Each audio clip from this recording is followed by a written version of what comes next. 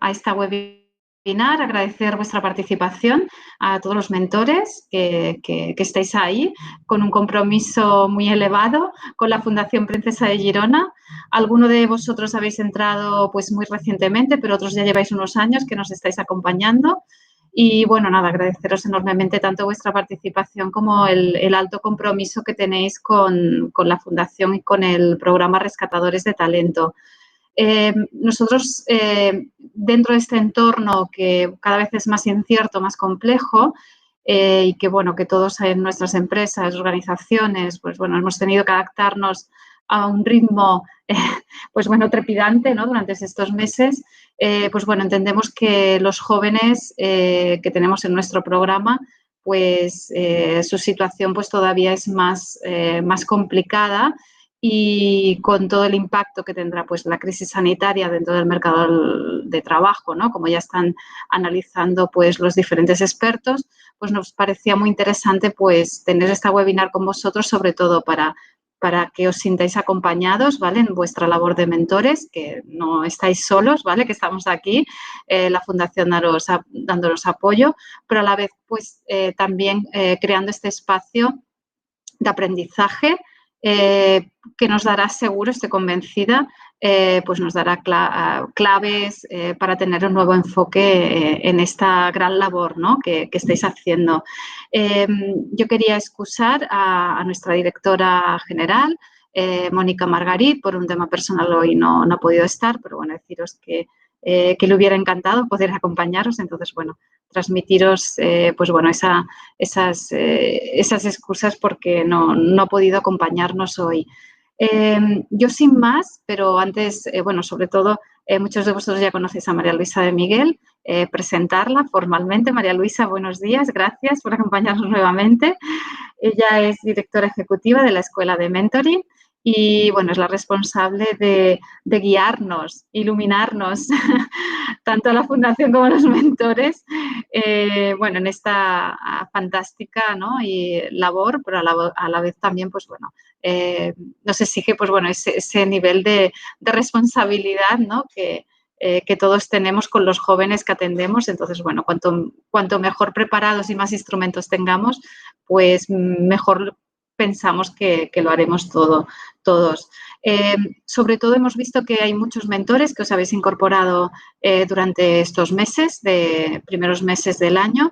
Entonces, aunque conozcáis el programa a través de vuestras empresas, incluso yo he tenido oportunidad de explicaros un poco qué era la Fundación, hemos pensado que sería interesante pues que veáis un poco, más allá del proyecto de Rescatadores de Talento en el que estáis participando, pues bueno, el gran proyecto que tiene la Fundación Princesa de Girona, en la cual pues se enmarca un poco vuestra labor que estáis haciendo en el programa. Entonces, como dicen que, bueno, estamos en un mundo pues cada vez más de imágenes, yo creo que este vídeo resumen ilustra muy bien pues esta labor de la cual vosotros ya sois también parte y os lo agradecemos enormemente y más en estas circunstancias. Víctor, te agradeceré si entras el vídeo, por favor.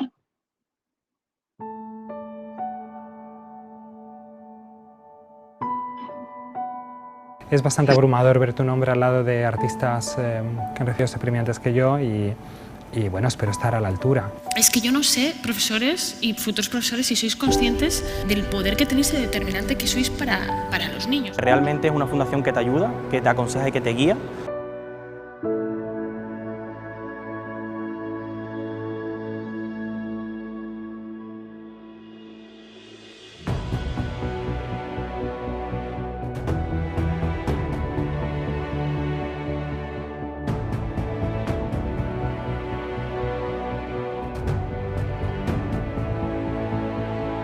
Nuestra generación es mucho más de lo que nos repiten cada mañana. Somos impacientes, amantes del cambio, idealistas. No tenemos miedo a jugar fuera de casa. Preparados para cambiar las cosas. Escuchamos a menudo que el futuro está en manos de los jóvenes. Y nos gustaría añadir que lo que está en manos de todos nosotros es el presente. Confiamos en que gracias a su trascendencia seremos más visibles y transmitiremos a muchas más personas lo que hacemos, nuestra ilusión, nuestra dedicación y nuestra esperanza. Es un estímulo para seguir con esta energía, con esta gana y con esta ilusión con la que hago mi trabajo. Technology is an enormous ally, but nothing will ever be more important than human interactions. Estamos convencidos del papel determinante que tenéis que jugar todos los jóvenes.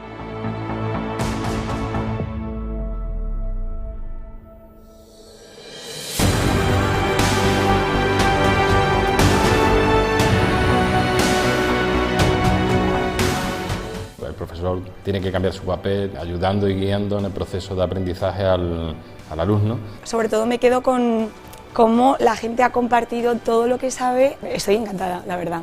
Verdaderamente no tengo palabras porque cada taller, cada actividad me ha aportado algo.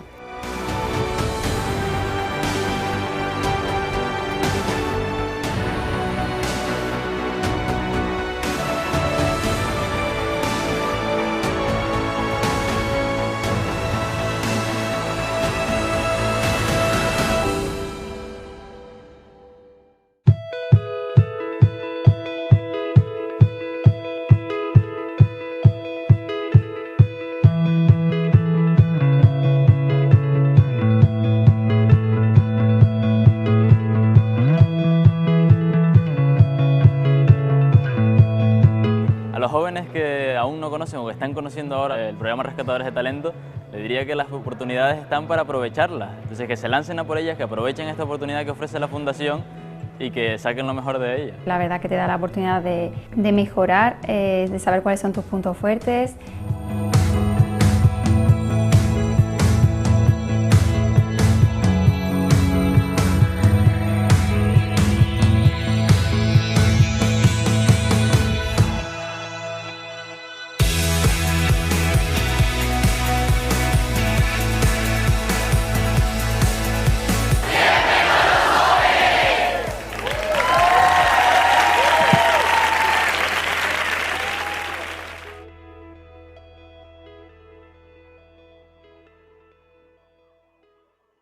Perfecto, pues muchas gracias.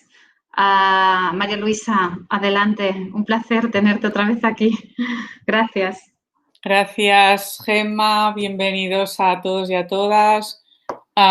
Es un placer poder estar con vosotros, aunque sea de forma virtual, bueno, pues para que sigamos entre todos aprendiendo, bueno, pues a ser mejores mentores y mentoras, ¿no? Que es de lo que se trata.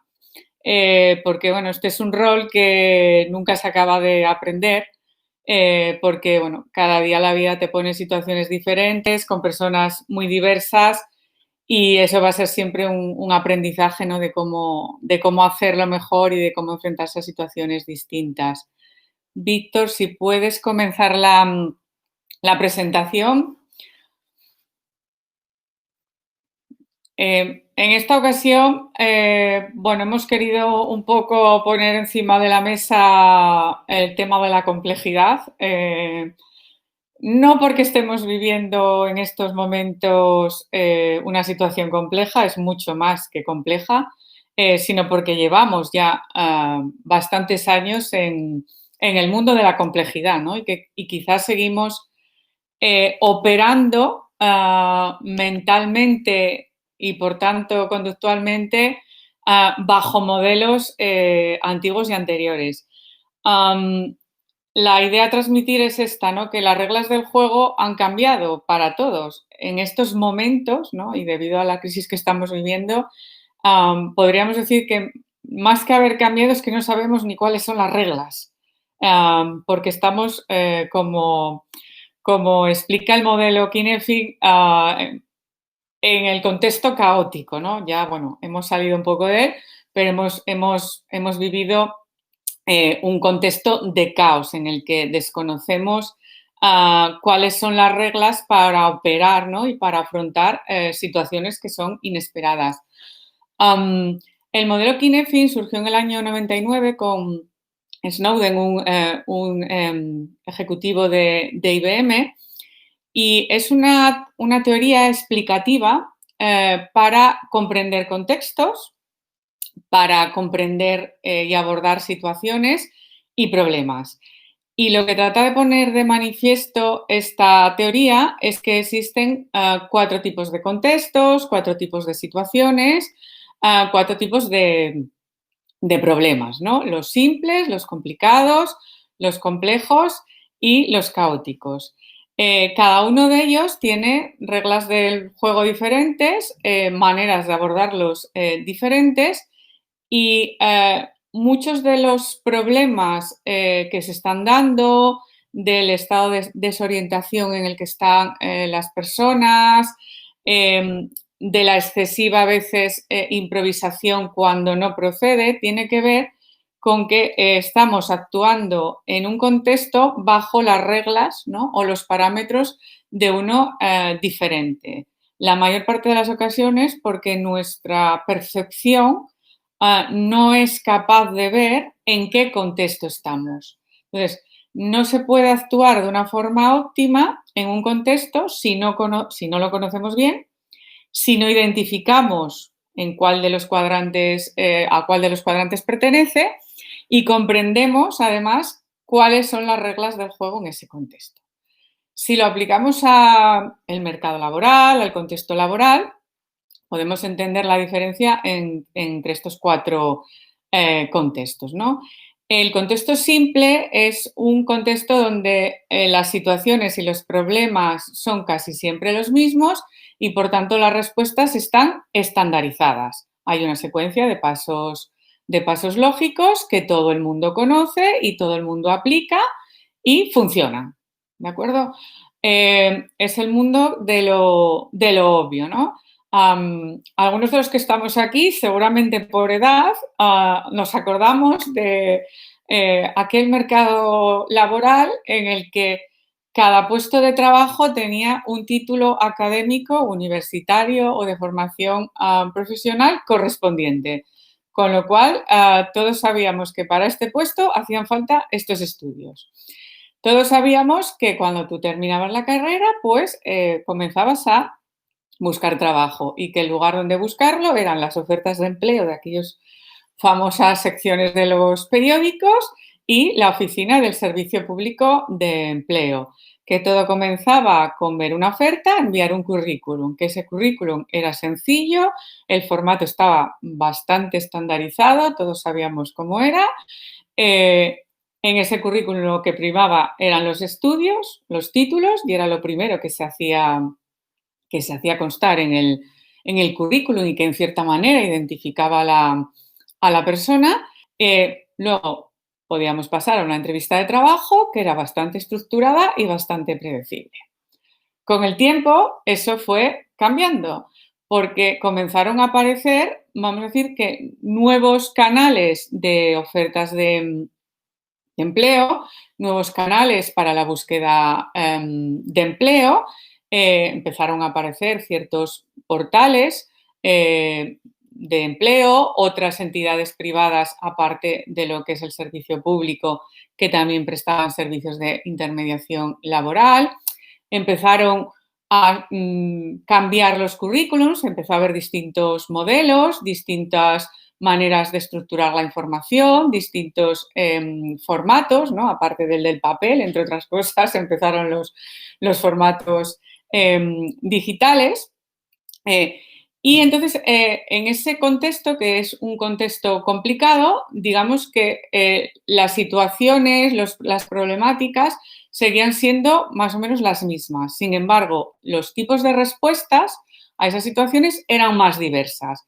Por lo tanto, implicaba elegir entre unas y otras, lo cual significa que unas eran mejores que otras para dar esa respuesta, ¿no? Y a la hora de elegir, pues implicaba analizar, tener un conocimiento técnico para decidir. Entonces, la figura del experto técnico, cobraba muchísimo valor para darle respuesta a las necesidades de este contexto, ¿no? Y se partía mucho de un conocimiento a base de técnica y experiencia, ¿no? Aplicación de la técnica a la experiencia y la identificación de una serie de buenas prácticas que más o menos funcionaban en las situaciones que se conocían, ¿no? Por ejemplo, los sistemas de calidad tiene mucho que ver, ¿no?, con esta modalidad de lo que son buenas prácticas.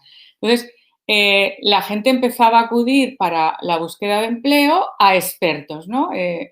Expertos en lo que se llamaba orientación laboral o profesional, ¿no?, que te ayudaban a realizar el currículum, que te ayudaban a hacer la búsqueda, la famosa búsqueda activa de empleo, que te preparaban para una entrevista, y esos expertos estaban más o menos localizados, ¿de acuerdo? De repente empezamos a pasar, hace ya unos cuantos años, más de 10, lo que pasa es que quizá no nos hemos dado cuenta hasta qué punto, ¿no?, estábamos dentro de la complejidad, hemos pasado a un entorno laboral en el que todo se multiplica y se diversifica.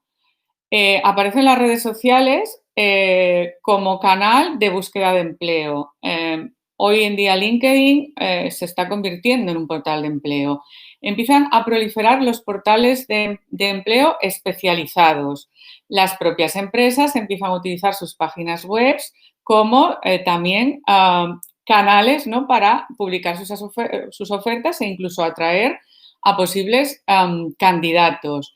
No solo tenemos el Servicio Público de Empleo, las empresas de trabajo temporal, las agencias de colocación, sino que un montón de entidades privadas y públicas comienzan a hacer labores relacionadas con la intermediación laboral, la mejora de la empleabilidad, ¿no?, como podría ser el caso del programa de la Fundación Princesa de Girona, las famosas ahora lanzaderas de empleo y otras muchísimas de distintas entidades, ¿no?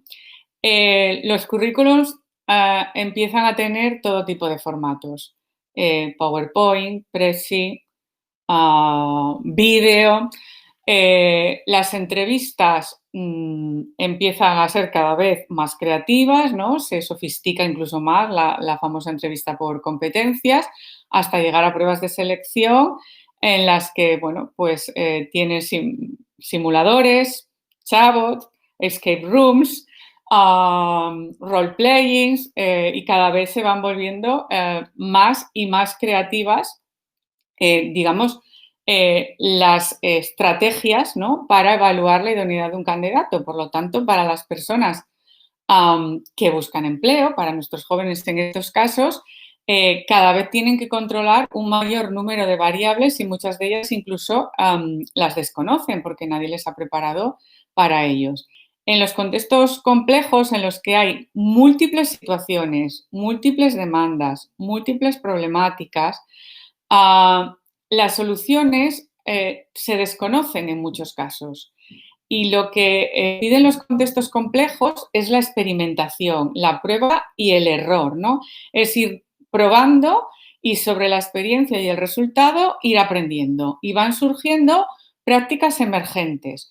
¿Cuál es el problema? Que esas prácticas emergentes en muchos casos ni siquiera llegan a pasar a ser buenas prácticas, porque emergen en un tiempo y para un contexto o un sector, pero ahí se quedan, no sirven para otros o no sirven para un tiempo más allá. Entonces, esto nos obliga a estar continuamente, ¿no?, en la famosa palabra de la reinvención, ¿no?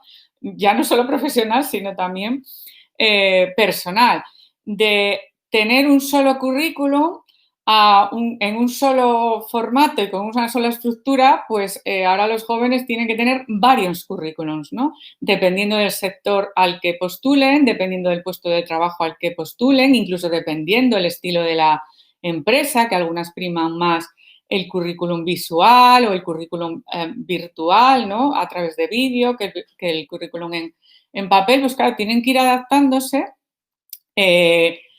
a cada situación, lo cual genera cierta incertidumbre y a su vez pues cierta inseguridad, ¿no?, que es lo que producen en cierta forma los contextos complejos.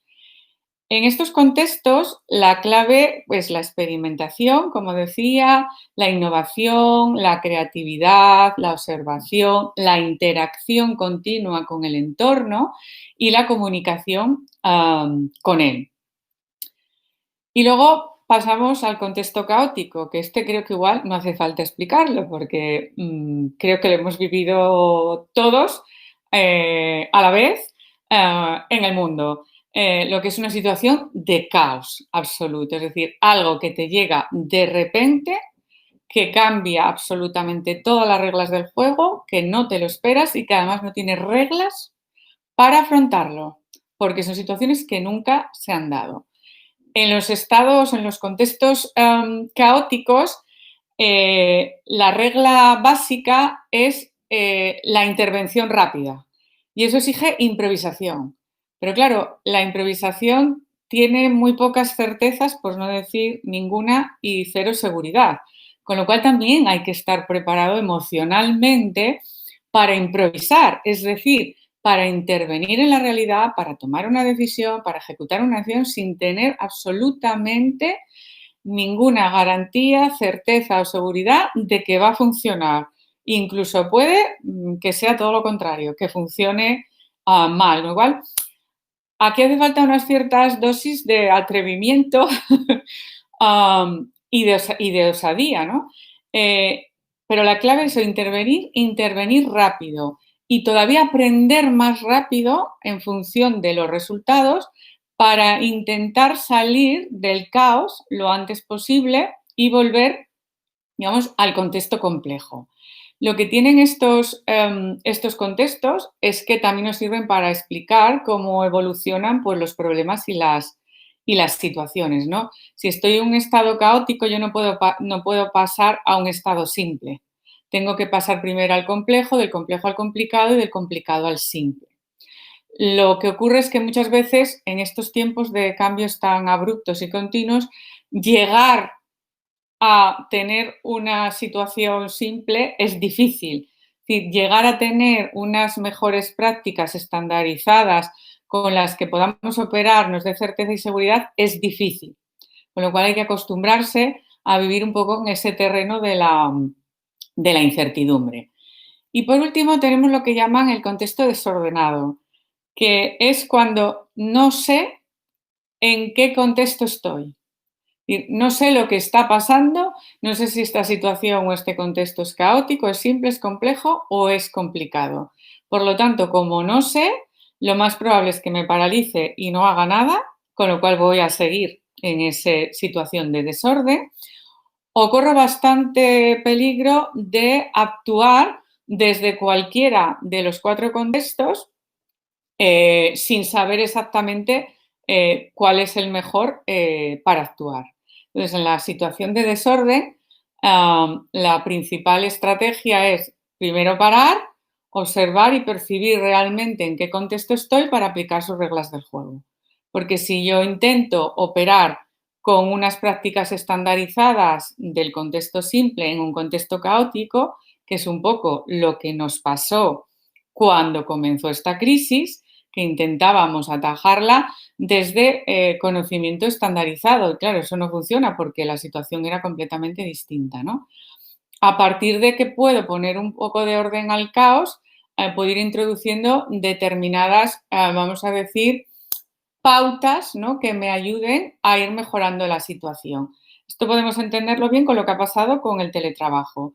En el estado de caos en el que nos vimos inmersos, es que había que ir al teletrabajo, no había otra opción. Entonces nos fuimos todos al teletrabajo y a la virtualización, pero nos fuimos sin más, sin pensar pros y contras, sin pensar inconvenientes, sin pensar si funcionaría, si no funcionaría, sin pensar cuáles pueden ser los problemas y consecuencias a largo plazo. Y ahora, una vez pasada esa situación de caos, estamos empezando a ordenar un poco ese caos e irnos a un contexto complejo en el que el trabajo le vamos a dar una cierta regulación en base a lo que hemos ido detectando en los resultados, ¿no?, mientras vivíamos en el caos, ¿no? De hecho, hay un proyecto, ¿no?, de ley para regular el teletrabajo y hay un montón de empresas implicadas y departamentos de recursos humanos que están participando, ¿no?, en esa regulación. No sé si conocíais este modelo Kinefin, si os surge alguna pregunta o duda, si os sirve un poco para entender, ¿no?, cómo está funcionando ahora el mercado de trabajo y cómo se pueden sentir ¿no? Que esto es lo principal, nuestros jóvenes. ¿Cómo creéis que están situados nuestros jóvenes en el mercado de trabajo?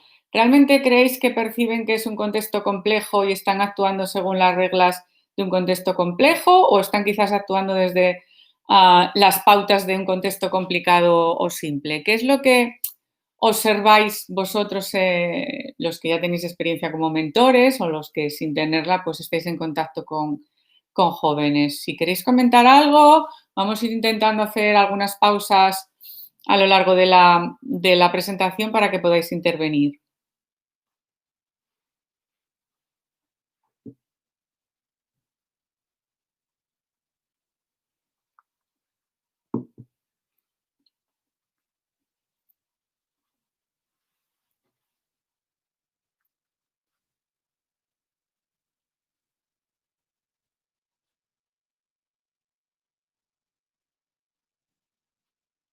Creo que alguien está... Sí, gracias María Luisa. Parece que alguien Javier, parece que está escribiendo. Javier quiere que se le abra el micro.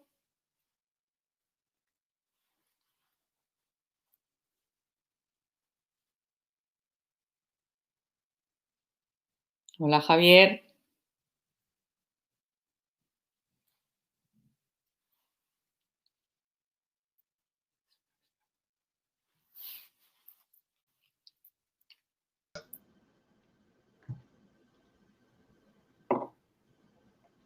Hola Javier. Hola, ¿me oís? ¿Me sí, veis? y te vemos, las dos cosas. Es que estaba aquí pensando, oye, no, pues yo puedo compartir mi experiencia como padre que tengo un hijo que tiene 21 años y como pues mis compañeros, mis amigos, ¿de acuerdo? Que tienen hijos de ciertas edades. Ellos son, por lo menos los que yo conozco, son conscientes del caos, ¿de acuerdo? O sea, pero antes de este tema, es decir, mi hijo ya me decía, papá, si poco más que me decía, no sé para qué estoy estudiando, si lo que tengo que acercarme es a la empresa, decir qué es lo que necesitas y en ese momento aprenderlo. Entonces, incluso me hacía esas reflexiones que de repente digo, no, tú estudia y luego ves, ¿no? Pero se plantea, por lo menos ya digo, la mayoría, ojo, hay algunos que no, que lo tienen muy claro porque saben de toda la vida lo que quieren hacer, lo que quieren ser, que normalmente es que están muy dirigidos por sus padres o quieren, es decir, como repetir el patrón de sus padres, ¿no? Por lo menos en mi caso, en lo que yo he visto. Pero lo que veo es que ya son conscientes del caos, pero mucho antes, de las dificultades y de que no tienen ni idea en lo que van a trabajar. No digo cuando salgan ahora porque a ver qué voy a trabajar, en qué empresa, sino ni en qué sector, ni siquiera, mi hijo está estudiando ingeniería biomédica, ni siquiera si va a trabajar aquí o va a trabajar en otra cosa dentro de ahora, para nada. Entonces, yo creo que lo tienen muy interiorizado.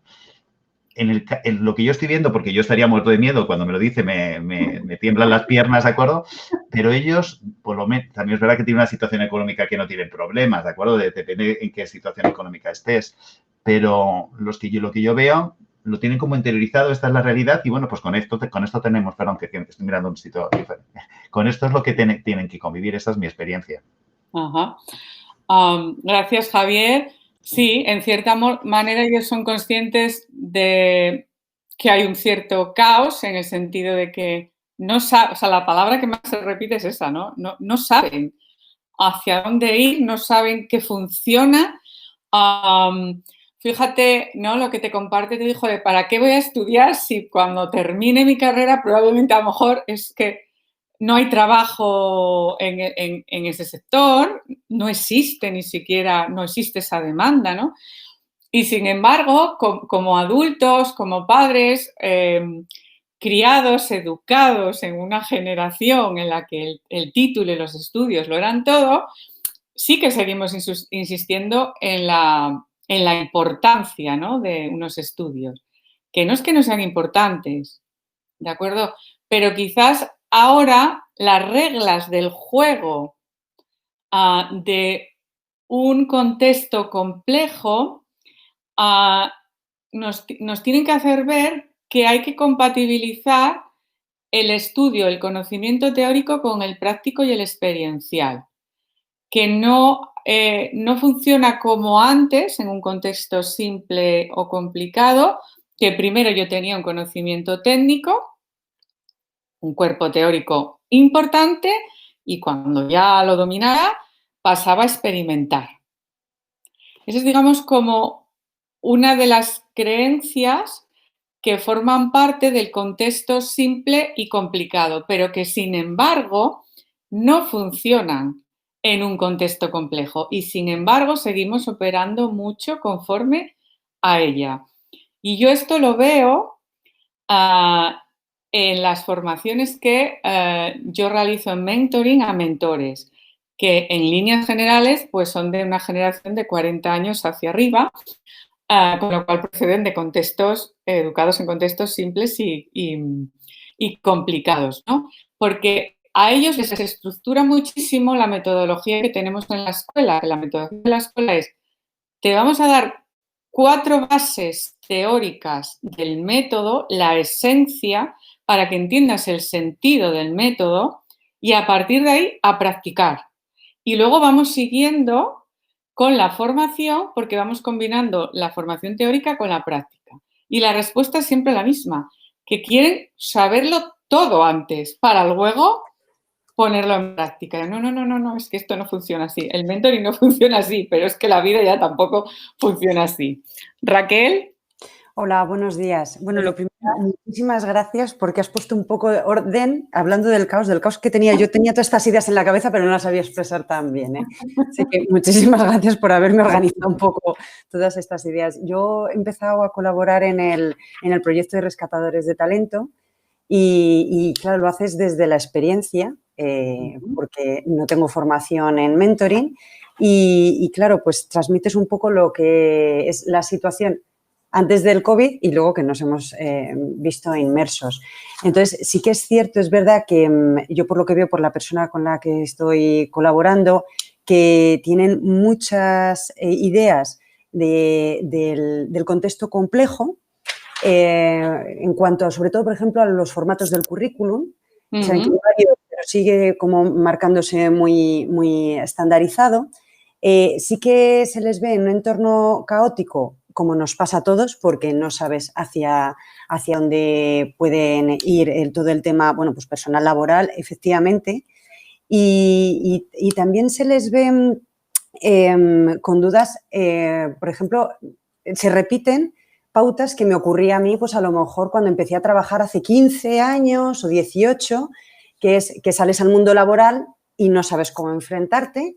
Estabas acostumbrado a tengo que estudiar, aprobar tal, pasar de curso y de repente es cómo te enfrentas, o sea, sigue esa labor de orientación laboral que yo tenía en su momento y siguen un poco con la idea de he estudiado esto y tengo que buscar trabajo de esto. Entonces, es verdad que se les va transmitiendo lo que comentabas, es verdad, ahora hay perfiles de puesto que se pueden hacer desde muchas titulaciones y una de las cosas que yo también le transmitía y que yo creo que nos beneficia a la hora o que alguien quiera buscar trabajo es que antes te aparecía un puesto de tal título y ahora ya te especifican, ya desde hace unos años, claro, las funciones que quieren que desempeñes, con lo cual ayuda bastante a hacer esa conexión entre tu formación, tu experiencia para dar respuesta a esas determinadas funciones que está pidiendo la empresa. Exacto, Raquel. Yo creo que tú explicas muy bien muchas de esas situaciones, ¿no?, que te encuentras con los jóvenes. Yo las vivo también en la parte del mentoring grupal.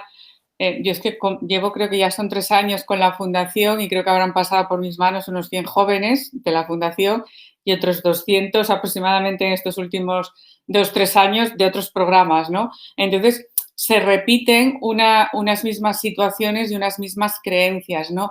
Ellos sí hablan de que el contexto es complejo, pero ¿cómo no van a hablar de que el contexto es complejo si continuamente se está repitiendo? Ahora la cuestión es, ¿entienden la complejidad? ¿Entienden lo que significa la complejidad y a qué nos somete la complejidad? Porque la complejidad implica incertidumbre, es decir, ausencia de certezas, con lo cual tenemos que operar mentalmente bajo un estado de no certeza, para el cual nadie nos ha preparado. La complejidad, la ausencia de certeza en la complejidad se compensa con la creación de sentido. ¿Cómo se crea sentido? con preguntas y mucha reflexión. De ahí que el mentoring nos ayude mucho en la era de la complejidad. Entonces, vale, cuando nos digan los jóvenes, sí, es que el mercado laboral es muy complejo, vale, ¿qué entiendes por complejidad? ¿Cómo vives tú esa complejidad? ¿A qué te aboca, a qué te lleva el que el contexto laboral sea complejo? ¿Y eso a ti qué te supone? ¿Cómo lo puedes enfrentar? Porque si no estamos hablando de un concepto, pero no se ha creado sentido conforme al concepto. Y hasta que ellos no entiendan eso y se empiecen a cuestionar una serie de creencias, no van a poder operar en el contexto de la complejidad, porque siguen operando bajo los parámetros de los contextos simples y complicados, ¿no? Que son algunas de las cosas que tú nos has transmitido, Raquel. Tenemos que entender que ellos han sido educados por una generación que nos hemos educado a su vez y vivido en contextos complicados y simples. Lo bueno es que también nos han tocado los complejos, ¿no? Y que probablemente es curioso que nosotros nos hayamos tenido que adaptar y que lo vivamos con más naturalidad porque lo hemos vivido desde la experiencia. Si nosotros hemos vivido desde la experiencia lo que es un contexto complejo y hemos tenido más o menos que adaptarnos a él, unos con más fortuna que otros, pero bueno, lo hemos vivido desde la experiencia y esa es la clave.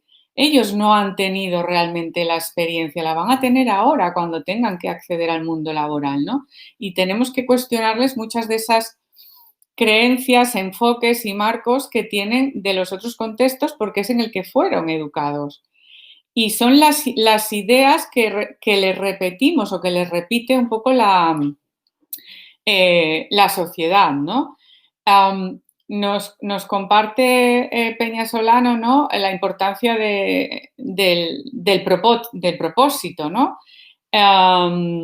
Y también el tema de la velocidad. El tema de la velocidad tiene mucho que ver con el mentoring y con lo que son los 4 contextos, porque la clave actualmente es la capacidad de pasar de la manera más rápida, ágil, diría, posible, de un contexto caótico a un contexto simple cuando se puede.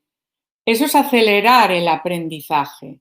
Es decir, es aprender rápidamente para salir del caos, aprender rápidamente a cuáles son las claves, las pautas, las reglas de un contexto complejo, crear las mayores certezas posibles para, digamos, gestionarlo y darle un poco más de contexto complicado. Y si podemos llegar al simple, al menos al tener alguna práctica estandarizada que nos sirva para la certeza, las prácticas estandarizadas podrían ser rituales. Los rituales van a ser tremendamente importantes porque los rituales dan seguridad y dan certeza. Y el ser humano necesita seguridad y certeza. Para mí, ya que Peña habla también del propósito, para mí el propósito será la gran certeza en la que nos podemos apoyar en los estados caóticos y complejos. Entonces, por eso, como mentores, será tremendamente importante que ayudemos a los jóvenes a conectar con su propósito, porque el propósito al final va a ser la piedra angular desde la que ellos sepan dónde están, para qué están y, por tanto, sus decisiones irán siempre priorizadas y evaluadas en base al propósito. Y eso les va a dar mucha seguridad y mucha certeza, ¿no? Bien, Víctor, si puedes ir pasando por ir avanzando un poco. Yo con esto que os quería transmitir, ¿no? Con esta un poco panorámica de lo que es el modelo Kinefin, que es muy interesante para comprender muchas cosas, que incluso podéis explicarles a los jóvenes lo que pasa utilizándolo, es que los jóvenes, yo siento que... Perdona que te interrumpa, hay una intervención más que no viste, que por eso lo dejé... Ah, vale. Sí. ¿La de José es? Sí, correcto, José Castro. Luego te pongo las diapositivas. Muy interesante esto que dice José, porque de hecho es una de las cosas que iba a abordar más adelante. que yo también detecto en los jóvenes, que es la creencia de que cuanta más y más formación tengan y más especializada sea la formación, más posibilidades tienen de encontrar trabajo. ¿Qué pasa?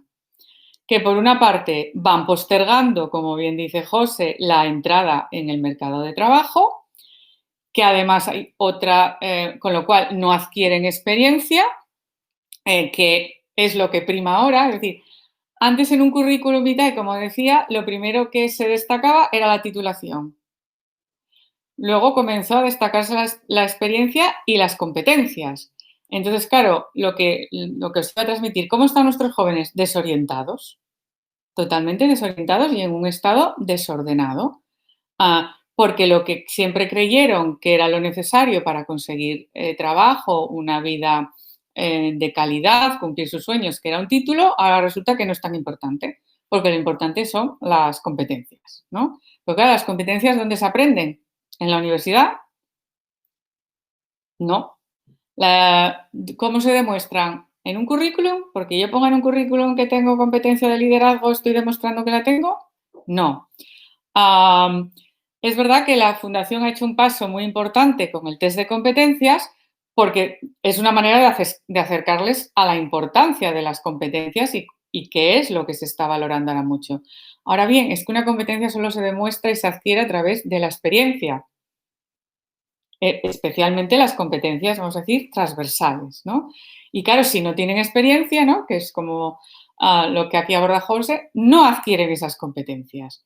Luego, además, ocurre que muchas de las cosas que estudian para acceder a un determinado puesto o sector, cuando las terminan, pues ya casi no sirven, porque han cambiado, han quedado obsoletas. Entonces, ellos hay que entender que se sienten desorientados, yo diría que incluso engañados, ¿no? Engañados porque se les vendió el ideal de la titulación y la formación como manera de ser, ¿no?, y de estar en el mundo, y ahora se dan cuenta que les hace falta saber muchísimas cosas más. Hacer vídeos, comunicar, hacer role-playings, manejar no sé cuantísimas aplicaciones que ellos tienen más facilidad, os ha dicho de paso, manejar cómo funcionan las redes sociales, o sea, hay que saber un montón de cosas para las que no estudiaron y que no estaba previsto que fueran tan necesarias, ¿no? ¿Cómo se maneja este tema, ¿no?, que plantea José del retraso a la experimentación? Yo es una de las cosas que más trabajo como mentora, que entienda que tienen que adquirir experiencia y que la experiencia se adquiere en la realidad, no en un aula. Yo no tengo competencia de liderazgo por hacer el mejor máster de liderazgo de la mejor universidad. Mi competencia de liderazgo la voy a adquirir liderando personas y liderando proyectos, y eso significa experiencia. Ellos tienen una creencia muy arraigada de que experiencia es igual a trabajo remunerado. Entonces consideran que no tienen experiencia si no tienen trabajos remunerados, cosa que es difícil muchas veces con la edad que tienen. Entonces, esa es una creencia que tenéis que romperles y tenéis que, como mentores, ayudarles a identificar todas las oportunidades que tienen para adquirir experiencias en las competencias que las empresas están demandando. Y oportunidades son un programa, ¿no?, como Rescatadores de Talento, con todas las actividades que tiene, incluido, por ejemplo, hablando de liderazgo, el campus. Pero oportunidades son trabajos en entidades no lucrativas, voluntariado social, prácticas, becas, incluso se puede adquirir experiencia en competencias en trabajos que no tienen absolutamente nada que ver con nuestros títulos. Porque si lo que se prima es la experiencia en competencia, yo competencias de liderazgo, competencias de comunicación, competencias de creatividad, de cooperación, las puedo adquirir en múltiples trabajos. Pero eso es una barrera que ellos tienen que romper porque es una creencia, y ahí es como mentores donde tenemos que que ayudarles, ¿no? A romper esas creencias, porque hasta que no las rompan van a seguir operando con reglas simples y complicadas en contextos complejos e incluso caóticos, ¿no? Susana nos comenta también, claro, efectivamente, el cómo yo vivo, o sea, la diferencia no está en las situaciones, sino en cómo las vivo. Porque yo siempre explico, ¿no? Yo siempre les explico a los jóvenes que yo estoy encantada en el mundo de la complejidad porque a mí me gusta vivir en la incertidumbre. Lo disfruto por una cuestión de personalidad.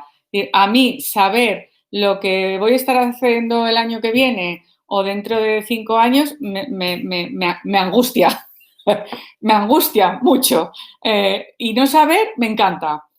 Pero claro, esto es una característica mía. No todos las tenemos porque no todos somos iguales, ¿no?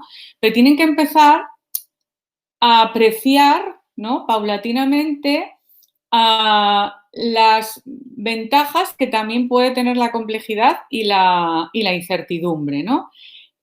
Pero tenemos que acompañarles a verlas desde donde son ellos. Y ahí tenemos que ser muy cuidadosos y por eso el mentoring trabaja desde lo personal, ¿no? Si son personas más pesimistas, más reactivas, con mayor necesidad de seguridad que a lo mejor de exploración, claro, no podemos meterlas de golpe en el mundo de la incertidumbre y la complejidad. Tendremos que ir dándoles unos entornos de seguridad, ir más poco a poco, con pequeños retos que vayan ganando confianza, etcétera. Porque si no, vamos a generar una resistencia muy fuerte. Esto es algo que como mentores es importante entender. Vale, hay un contexto que es el de la complejidad, ¿de acuerdo? Pero no todos la podemos abordar de la misma manera, porque partimos de contextos personales diferentes. Entonces hay que buscar cómo encontrar un punto de equilibrio en el que la persona, siendo ella y desde donde es, se sienta cómoda, de acuerdo, manejando esa complejidad y esa incertidumbre. Como os decía, yo creo que nuestros jóvenes están en un contexto desordenado, en el sentido de que están muy desorientados y lo que necesitan es encontrar el norte, y para mí el norte es el propósito. Necesitan guiarse en la incertidumbre y la complejidad, y ahí los mentores sois los guías, somos los guías, y necesitan poner a punto y activar y tener permanentemente en uso la brújula y el radar. La brújula es para estar siempre permanentemente conectado al norte, que es el propósito, y para mí la brújula es el autoconocimiento, la reflexión sobre la experiencia, y el radar es una actitud de estar continuamente abierto al entorno, ¿de acuerdo? A lo que pasa, a lo que se mueve. En esta actitud radar me viene a la mente mucho la técnica, ¿no?, por la que fue muy conocida Zara, del grupo Inditex, ¿no?, de los buscadores de tendencia, ¿no?, que tenía una serie de personas que estaban por la calle para ver qué es lo que llevaba a la gente puesto y en función de eso fabricaban. Fijaros que esto Zara lo hacía ya hace, bueno, más de 20 o 25 años. Y esta es un poco la técnica que tiene que ver con lo que demandan los contextos complejos y con lo que yo llamo conspirar, ¿no?, proactivamente en el desarrollo de tu carrera profesional. La complejidad lo que ha hecho es que el mercado laboral se expanda y que de aquel mercado visible de las ofertas públicas de empleo y de puestos, ¿no?, con el que se respondía con la famosa búsqueda activa de empleo, se añadió algo que siempre estuvo ahí, pero que empezó a ponérsele cara, que era el mercado oculto, ¿no? Es decir, el número de puestos de trabajo y de ofertas que no eran públicas y que no se conocían. A esto respondió, en cierta manera, rescatadores de talento. Que tuvieran acceso los jóvenes a un montón de ofertas que no se mueven en el mercado de lo público y para las que la movilidad, los contactos y el networking es la estrategia clave. Especialmente para jóvenes que son como es el caso de los rescatadores, que son los primeros licenciados universitarios de su familia, con lo cual no vienen de un entorno en el que a lo mejor las relaciones y los contactos sea una práctica habitual, ¿no?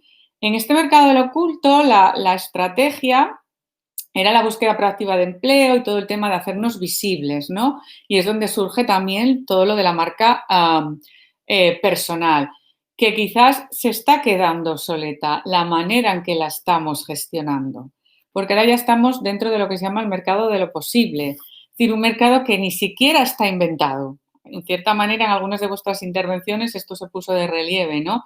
En cómo casi somos creadores de puestos de trabajo. De hecho, yo conozco casos de puestos de trabajo que los ha creado la propia persona. Yo tengo una amiga que creó el puesto de traductora de datos. Es periodista y ella trabaja en departamentos de comunicación de empresas de Big Data para hacer una labor de traducción de datos al mercado, para que sea entendible, ¿no?, toda la información que surge del Big Data y se pueda convertir en estrategia y en estrategia de marca. Y creó ese puesto ella, ¿no? ¿Cómo? Eso es lo que llamamos una propuesta de valor, eso es lo que llamamos conspirar proactivamente para una carrera, pues observando el mercado, escuchando al mercado, haciéndole preguntas al mercado, ¿qué me estás pidiendo? ¿Qué estoy viendo que me estás demandando? ¿Qué veo que el mercado, que las empresas necesitan, que las personas necesitan? Eso es empatizar con el mercado.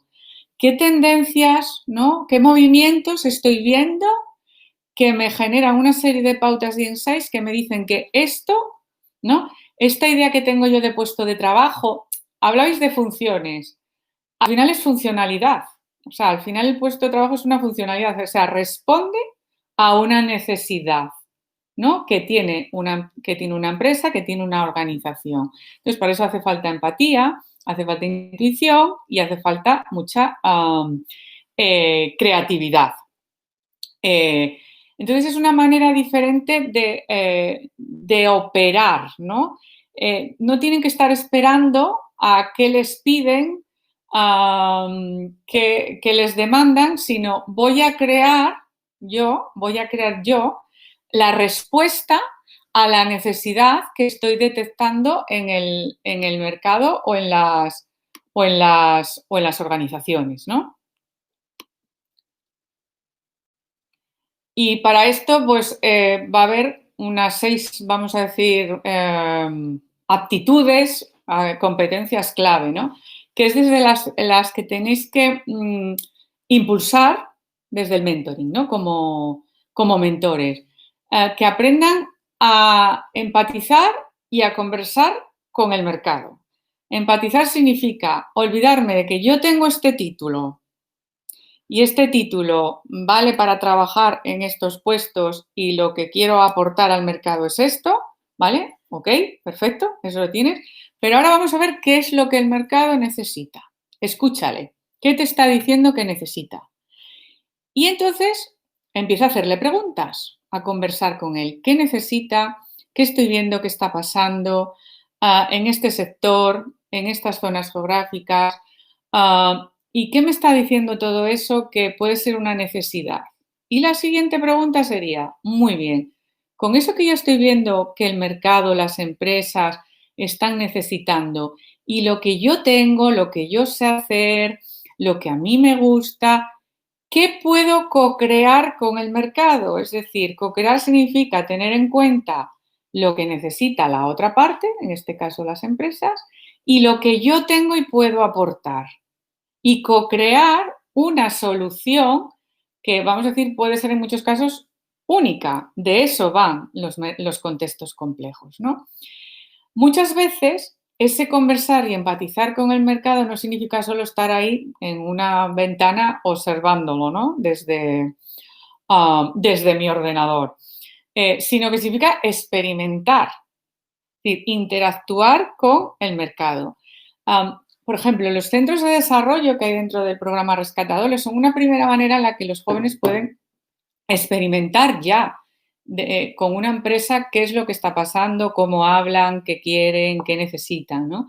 Pero tienen que tenéis que incentivarlos a que experimenten más en ese sentido, ¿no? A que se involucren en todo tipo de actividades que les permitan conocer qué está pasando, conocer a los diferentes agentes que pueden aportarles o ser una palanca dentro de su carrera profesional, de su empleabilidad y demás, que hagan mucho networking. Y con toda esa experiencia, y yo creo que vosotros, en cierta manera, les hacéis ver, ¿no? Pues porque ya estáis en ese mercado, porque ya tenéis mucha experiencia y porque veis cosas que a lo mejor ellos no ven y accedéis a sitios y manejáis información que ellos no tienen. Entonces, una labor del mentor es esa, es identificarles oportunidades para experimentar y desarrollarse e impulsarlos un poco a la acción, ¿no? A que lo hagan. Y luego, con toda esa experiencia, ayudarles a reflexionar sobre ella, para que aprendan de la experiencia, porque este es el aprendizaje clave en los contextos de complejidad y en los contextos caóticos. Aprender de manera continua, ágil y efectiva de la experiencia. Bien. Te voy pasando. Okay. Desiree Gemar va a hablar y luego había 2 intervenciones que te pasé en la sección de preguntas y respuestas. Te pongo el par de intervenciones y luego abro mi cuadro de serie, ¿de acuerdo? Perfecto. Vale, un segundo. Esta la aportó Juan Pablo Cantos. Efectivamente, les abruman la cantidad de opciones, eso es algo totalmente sintomático de un contexto de complejidad. Bien. Claro, esto es a lo que me refería con el tema del propósito, ¿no? De hacerles conectar con el propósito, porque el propósito va a ser el norte que les sirva para elegir entre tanta diversidad de opciones y para, en base a ese propósito, construir una carrera profesional. Esto es una de las cosas que yo más trabajo al inicio del mentoring grupal, que conecten con su propósito y que vean todas las opciones que tienen para realizarlo y cuál está, digamos, más cercana a su situación actual para que intervengan en esa y experimenten. Y de ahí aprendan y vayan cogiendo la confianza para seguir, digamos, dando pasos, ¿no? También que entiendan que una elección hoy no significa un matrimonio para toda la vida, por poner ese ejemplo. De la misma manera que existe el divorcio, pues existe también el divorcio de nuestras decisiones y situaciones. Es decir, podemos cambiar lo elegido, ¿de acuerdo? Yo creo que esto también es una creencia del pasado, que antes tú tomabas una decisión y era como para toda la vida, y ahora no es así. Lo importante es que no sientan que traicionen a su propósito. Creo que ahí vuelvo otra vez a que el anclaje es el propósito, ¿no? Entonces, en base a ese propósito y a las opciones de poder realizarlo, que vean cuáles son las más cercanas y cómo las más cercanas les aproximan a esa más ideal, ¿no? Y que entiendan eso, que la vida es un camino, ¿no? Claro, dice Juan Pablo, mi lectura es que hasta entonces les han llevado de la mano. Claro, y que si les han llevado de la mano, ¿qué es lo que les hemos anulado? La capacidad de elegir y decidir. ¿Qué es lo que hace el mentoring? Que aprendan a elegir y a decidir, con todo lo que cuesta y lo que se sufre, pero lo aprenden en un contexto seguro, que es el que les proporciona el mentor.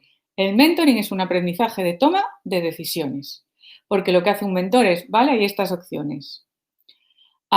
Venga, vamos a valorar cada una de ellas. ¿Cómo ves esta? ¿Qué pros y contras le ves? ¿Cómo te aleja o te acerca a tu propósito? ¿Cómo la ves de factible en este momento? Incluso más opciones que a lo mejor no se le ocurren y dentro de esas que no ven está precisamente la más estratégica y que decidan, porque tienen que perder el miedo a decidir y tienen que entrenar la competencia de decidir, que se entrena decidiendo. Decidiendo y reflexionando sobre lo decidido, sobre los resultados de la decisión, porque eso es lo que nos hace ganar confianza y es lo que trabaja la autoeficacia, ¿no? de los jóvenes, es decir, esa creencia de que sí que pueden decidir, sí que saben decidir, sí que pueden intentar cosas y sí que pueden salir bien, ¿no? ¿Qué más? Preguntas. ¿Me oís? Hola, sí. Sí, buenos días a todos. Bueno, en primer lugar, yo me acabo de incorporar al programa, así que pues muchísimas gracias por dejarme participar en este proyecto que considero interesantísimo y tan importante apoyar a nuestros jóvenes. Yo quería hacer una aportación simplemente porque yo creo que se fijan mucho los estudiantes a la hora tanto de seleccionar la carrera como a la hora de luego plantearse la búsqueda de un trabajo exclusivamente por lo que es, llamemos, la parte académica, ¿no? Y muchas veces el problema es que no se conocen a sí mismos, ¿no? Entonces, habría que hacer una reflexión porque hay personas que tienen más capacidad analítica y menos social, unos son más comerciales. Entonces, muchas veces alguien piensa, bueno, se me dan bien las matemáticas, la física, voy a hacer ingeniería. Y entran en una ingeniería y dicen, pero si es que a mí esto no me gusta, yo no quiero ser ingeniero. Y no se dan cuenta que estudiar la carrera de ingeniería, aparte de la materia académica, les proporcionan unos skills y unas habilidades que luego les van a valer para cualquier cosa. Entonces, no necesariamente, es decir, voy a dejar ingeniería porque no quiero ser ingeniero, porque, bueno, yo estoy en el mundo financiero y tenemos muchísimos ingenieros, dirigiendo empresas, muchísimos ingenieros, igual que la carrera de Derecho o igual la carrera de Administración de Empresas. Y luego también hay quien dice, no, a mí es que me gusta mucho, pues, aunque fuera la geología y me encantaría trabajar en Repsol. Pero es que en Repsol hay departamentos de recursos humanos, hay departamentos comerciales, hay departamentos de investigación, hay quien está allí en la plataforma en el Mar del Norte. Entonces, hay que separar mucho lo que vas a estudiar de las habilidades que te proporciona una carrera determinada y luego cuáles son tus habilidades personales, porque hay gente que, bueno, un trabajo comercial de estar todo el día viajando o estar enfrente de clientes le horroriza y otra persona estar todo el día en un despacho estudiando. Entonces, yo lo que veo es tanto a la hora de seleccionar la carrera como a la hora de buscar trabajo, un desfase total en decir yo, que es lo que hablabas del propósito, pero sobre todo a título interno, ¿no? Sí, de decir, oye, yo, ¿qué me apetece hacer? ¿Qué tipo de trabajo? ¿Quiero estar en un despacho? ¿Quiero salir? ¿Quiero trabajar con mucha gente? ¿No quiero que nadie me moleste? Y eso lo puedes obtener, estudies la carrera que estudies. Porque nosotros en el mundo financiero también tenemos filósofos. Entonces, al final, lo que hay que plantearse es qué puedo recibir de la carrera, lo primero, y luego qué tipos de trabajos me pueden interesar. Muchas gracias. Desiree, muchas gracias. Voy a aprovechar con esta intervención de Desiree para avanzar un poco, o sea, le voy a dar respuesta avanzando un poco en la presentación. Lo primero que diría, ¿no?, es que efectivamente como mentores tenemos que ampliar pues, esa mirada y esa percepción y esa creencia de lo que son unos estudios y una carrera, ¿no? Y esto es muy bueno hacerlo con ejemplos, ¿no?, como los que acaba de compartir Desiree, de la empresa Repsol o de la empresa en la que ella trabaja, ¿no? En el sentido de que lo importante es qué tipo de habilidades y sobre todo las carreras no solo nos dan habilidades, sino nos dan una manera, un esquema mental de trabajar con la información, de abordar los problemas, ¿no?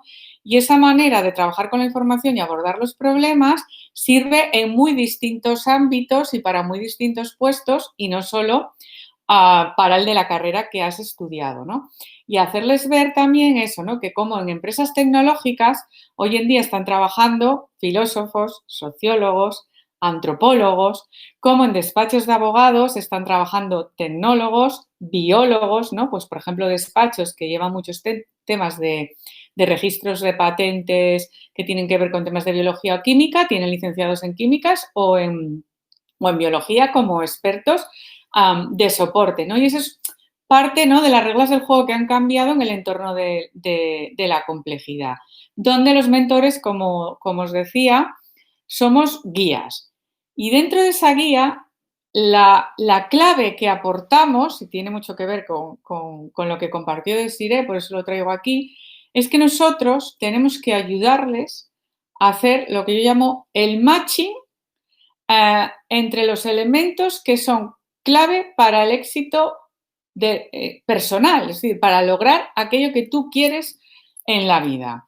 Y esos factores tienen mucho que ver con A, el autoconocimiento o exploración interior, y B, con la exploración también del mercado, ¿no? Y con el autoconocimiento interior sería usar la brújula y la exploración del mercado, la exploración exterior, sería usar el radar, ¿no? Entonces, ese matching es que nosotros tenemos que trabajar con los jóvenes sobre sus aspiraciones, porque las aspiraciones son lo que nos mueven. Las aspiraciones son los sueños, los ideales, el propósito, que luego hay que concretarlo a metas y a objetivos, pero hay que partir desde lo grande, porque necesitamos activar la energía, la emocionalidad de nuestros jóvenes. A mí, de verdad, que me rompe el alma cuando llegan a veces al mentoring grupal, porque los veo desilusionados y desesperanzados. Y tienen 25, 26, 27 años. Muchos tienes la sensación de que han tirado la toalla. Y entonces la pregunta es, si están así con 25 años, ¿cómo van a estar cuando lleguen a los 40 o a los 50? Entonces necesitan conectar con esa energía. Y esa energía la da eso, el propósito, lo que yo soy, lo que yo quiero dar al mundo, la aportación que yo le quiero dar al mundo. ¿Y por qué se la quiero dar? Porque tiene que ver con unos valores que para mí son importantes. Y luego ya la vamos a concretar en objetivos. Y en esos objetivos, y a la hora de concretarlos, van a tener mucho que ver las motivaciones. Que tienen más que ver, las aspiraciones serían el qué y las motivaciones tienen que ver con el cómo. Y ahí vuelvo a entrar con lo que señaló Desiree. El cómo tiene que ver que a mí cómo me gusta trabajar, continuamente en movimiento, no estando siempre en el mismo sitio o estando siempre en un sitio y haciendo más o menos las mismas cosas. Porque son dos perfiles motivacionales distintos. Seguridad, exploración. Me gusta trabajar solo, no tener jefes de manera totalmente independiente, o me gusta trabajar en un entorno en el que continuamente me pueda estar apoyando en compañeros, en el que pueda crear relaciones personales. Por lo mismo, son dos estilos motivacionales distintos, autonomía y afiliación. Me gusta ser yo el que tome las decisiones, me gusta dirigir, me gusta intervenir, me gusta tener el control o me gusta ser parte de. A mí me llama mucho la atención cuando les pedimos a los jóvenes que tengan capacidad de liderazgo, competencia de liderazgo y de colaboración y gestión de equipos, porque en muchos casos son contrapuestas. Y a veces nos olvidamos de que antes de la capacidad, ¿no?, y de lo que es la competencia, está la motivación. Porque para desarrollar una competencia como liderazgo no solamente hace falta desarrollar una serie de habilidades asociadas al liderazgo, sino que hace falta tener motivación para el liderazgo, motivación para ser líder. Y todo el mundo no la tiene. Porque tiene más motivación para ser parte de un equipo. Y en este cómo está la clave muchas veces de la estrategia. De cómo yo realizo mi propósito, mis objetivos y mis sueños en la vida. Entonces, tenemos que ayudarles a unir qué quieren, las aspiraciones, los sueños, el propósito, con qué tienen, cuáles son sus principales capacidades, fortalezas, conocimientos, habilidades, etcétera, que son el potencial, ¿de acuerdo? Con sus motivaciones, que son, vale, ¿y cómo es la mejor manera, ¿vale?, que a mí me funciona mejor porque me motiva más, fluyo más, tengo más energía, soy más efectivo, ¿no? Y entonces ahí es la parte de ayudarles a diseñar esas estrategias que tengan en cuenta dos cosas: las motivaciones y las oportunidades que el entorno tiene. Porque al final tú tienes que desarrollar tu potencial en un entorno. Y el entorno es un sistema de límites y oportunidades. Los límites, si se pueden saltar o se pueden cambiar, intentémoslos. Para eso está la capacidad, digamos, de acción y transformadora del ser humano. Pero cuando no, no te intentes dar de golpes contra ellos. Sé estratégico y ponle el foco en todas las oportunidades que tienen. Y ahí los mentores hacéis una gran labor, porque sois proveedores de oportunidades, en el sentido de hacérselas ver, ayudarles a que aprendan también a verlas e incluso a crearlas y, por supuesto, aprovecharlas.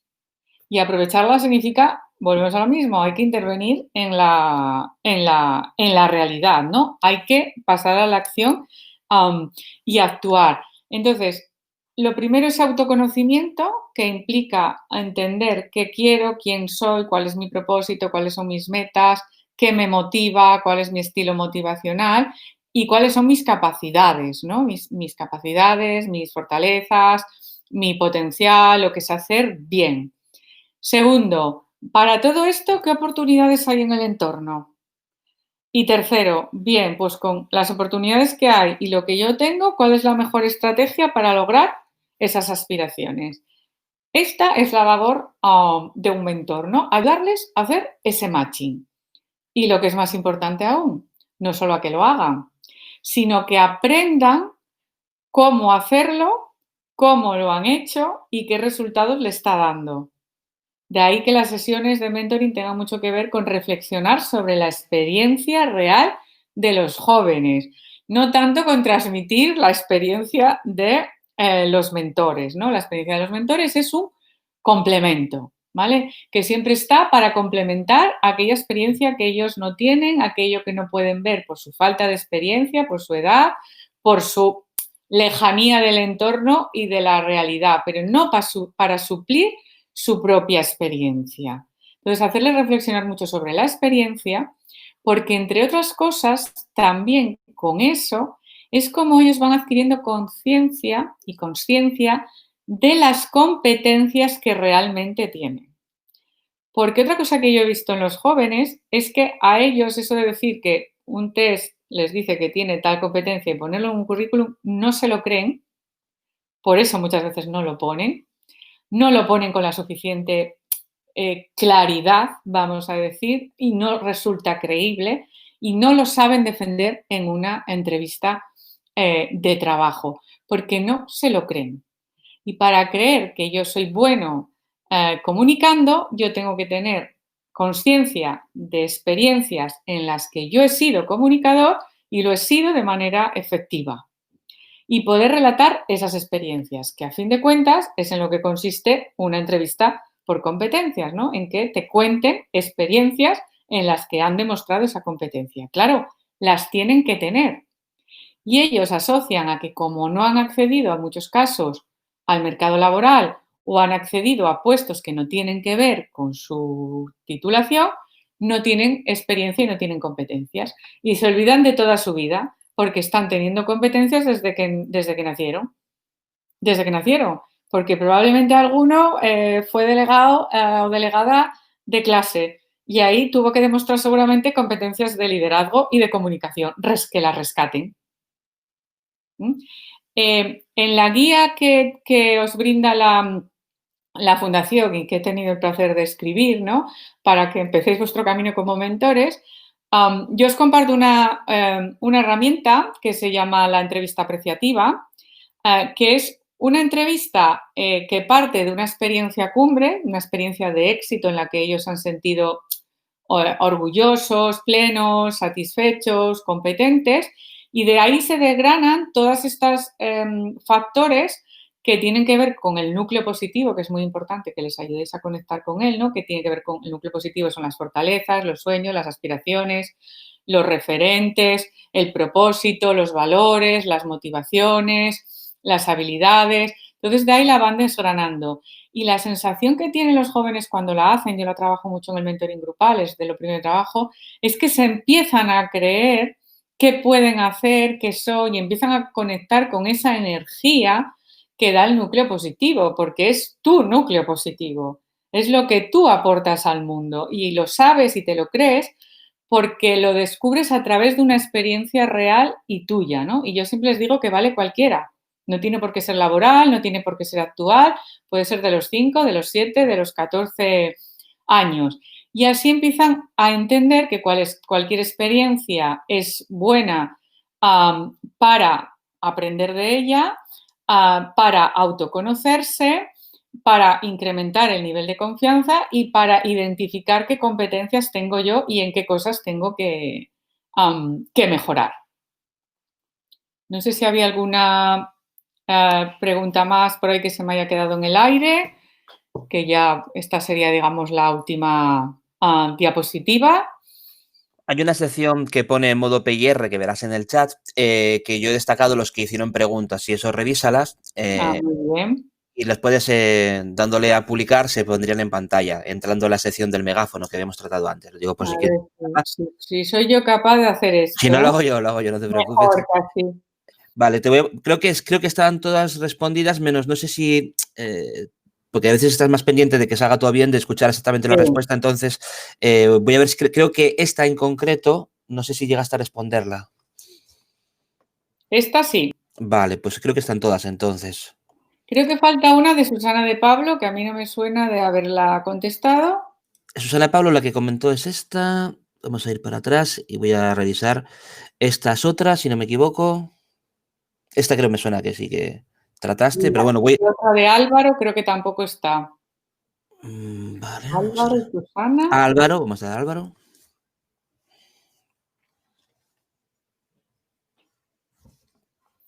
Aunque, bueno, en cierta manera creo que está un poco contestada con lo que he hablado, pero bueno, siempre... Podéis publicar cualquier pregunta ahora y vamos haciendo lo mismo o abrimos micro como anteriormente, ¿de acuerdo?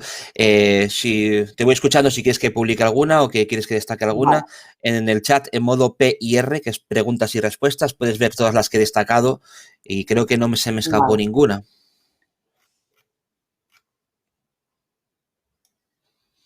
Quien lo desee, mira, Elvira parece que va a escribir. Sí, a ver, me parece también interesante, ¿no? Esto comenta Álvaro de la diferenciación, ¿no? Lo pongo al hilo también de algo que os iba a comentar en la última diapositiva, ¿no?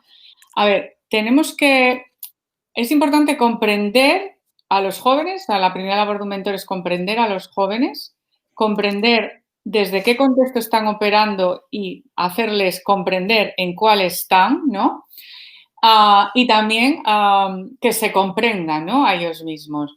Y dentro de esta comprensión está el hecho de que los jóvenes de rescatados de talento, como decía, provienen de entornos en los que ellos son los primeros, digamos, universitarios con un título, ¿no? Con lo cual, en su entorno, el título era un elemento de diferenciación y probablemente se lo hayan transmitido como tal, ¿no? Es el pasaporte, ¿no? A la diferenciación, al éxito. Y de repente se encuentran con un mercado que les dice que no, que eso no es tan así, ¿no? Que la diferenciación realmente tiene más que ver con lo que comenta Álvaro del Campo, ¿no? Con quién son ellos y sobre todo con cómo son. Y en el cómo son yo incluyo el potencial, incluyo la personalidad y la personalidad en cuanto a la esencia, y ahí tiene mucho que ver los valores, las motivaciones y características, ¿no? De la personalidad. El hecho de que seas más introvertido o extrovertido aporta unos matices a tu manera de realizar cualquier trabajo o cualquier competencia. Y la parte introvertida será más valorada e importante en unos trabajos que en otros, ¿no? Entonces, ahí está también un poco la clave, ¿no? Que ellos se empiecen a apreciar en lo que son y que busquen aquellos trabajos en los que puedan ser lo que son. Porque si no, lo que les estamos transmitiendo a los jóvenes con esta obsesión, porque yo creo que ya es obsesión, de la proactividad, la extroversión, el liderazgo, es que tienen que serlo todo, lo cual es imposible e irreal, y les estamos diciendo, no vales lo que eres. Entonces tenemos que cambiar, digamos, esos mensajes, en el sentido, vamos a ver qué eres y vamos a saber que eso que eres, que es lo que, como dice Álvaro, te da energía y que seguramente has demostrado muchas veces en tu vida y has tenido buenos resultados con ello, vamos a ver dónde tiene cabida y dónde se valora y dónde se puede aportar. Y vamos a intentar también hacer pequeños ajustes, pequeñas mejoras que la persona puede ir asumiendo poco a poco para hacerlo brillar todavía más, ¿no?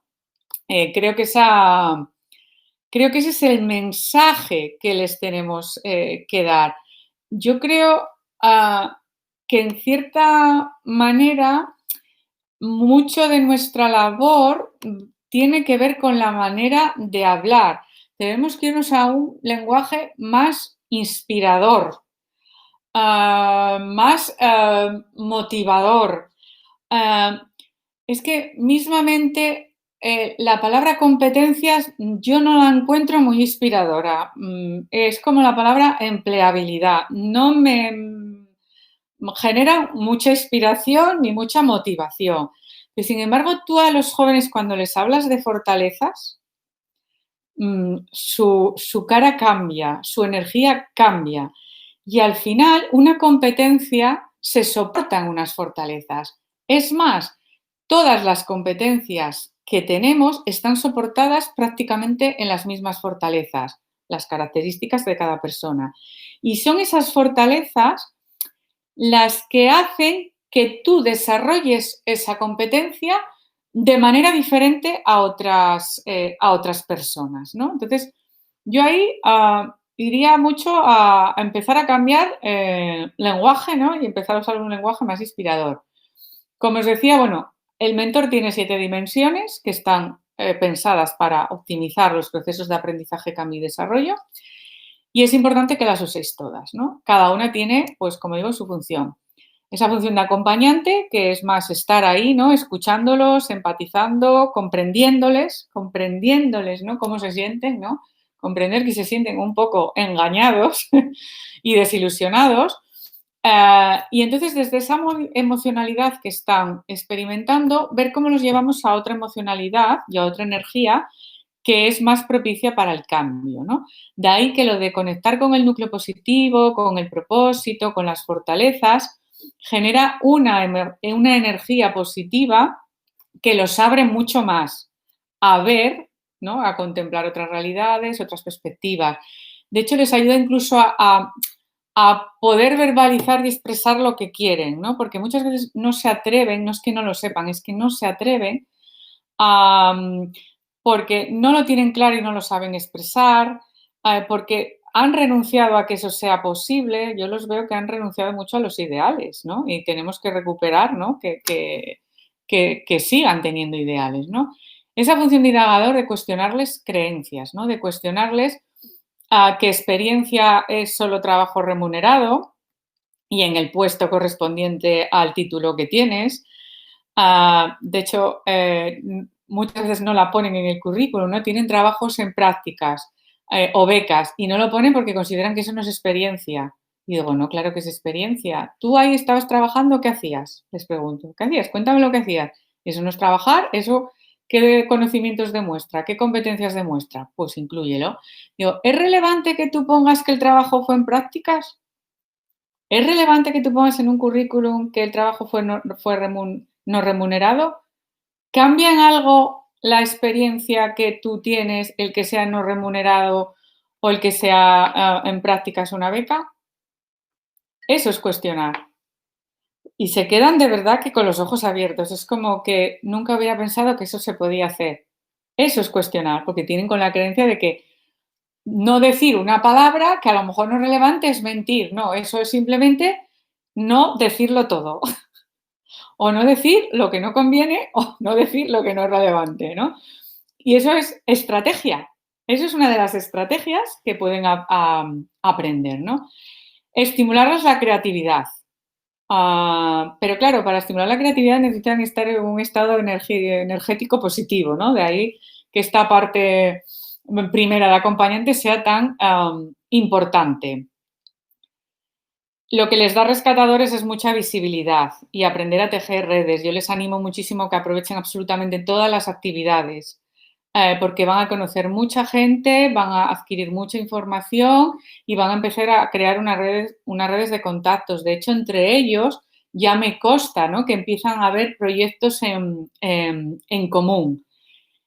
Y yo creo que ahora en estos momentos la figura del modelo de comportamientos es fundamental. Un mentor tiene que ser una fuente de inspiración y inspiramos desde el ejemplo y desde las historias que contamos, pero historias que incorporan emocionalidad, historias en las que nosotros hemos sido protagonistas, nos hemos visto en situaciones similares a las que ellos están viviendo, en cuanto sobre todo a la emocionalidad que están viviendo, los retos que están viviendo, en las que hemos tenido que superar y enfrentar muchas dificultades y en las que ha habido un buen resultado, ¿no?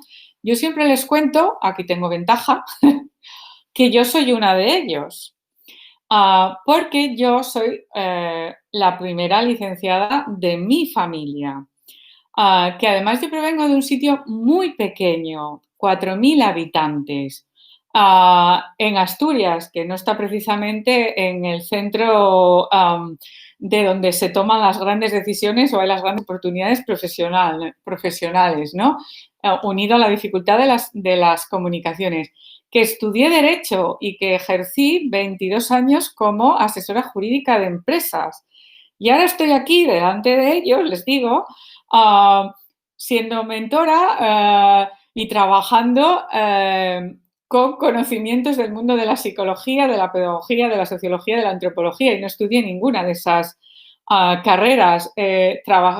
Trabajo mucho en organizaciones y no estudié administración de empresas, y trabajo en todos sitios menos precisamente donde vivo. Y en mi caso, ahí no soy mucho ejemplo porque no hago demasiado networking, pero sin embargo, las redes sociales y escribir, que ha sido mi estrategia de, vamos a decir, de éxito, es la que me ha llevado a estar donde estoy, ¿no? Entonces, yo les cuento mi historia para que vean que realmente muchas de las cosas que les contamos sí que funcionan, ¿no? Y que sí que son reales, y que alguien como ellos se ha realizado profesionalmente y le va bien. Porque ese concepto de alguien como ellos es fundamental, porque eso es lo que les inspira y lo que además les da seguridad y un poco y credibilidad, ¿no? Y quisiera pasar la última diapositiva para terminar con una frase, pero no sé si es que no me deja, porque ya hemos agotado el tiempo. María Luisa, ¿sí? Creo que sí, ¿no? Vale, yo creo que sí, estamos en tiempo todavía.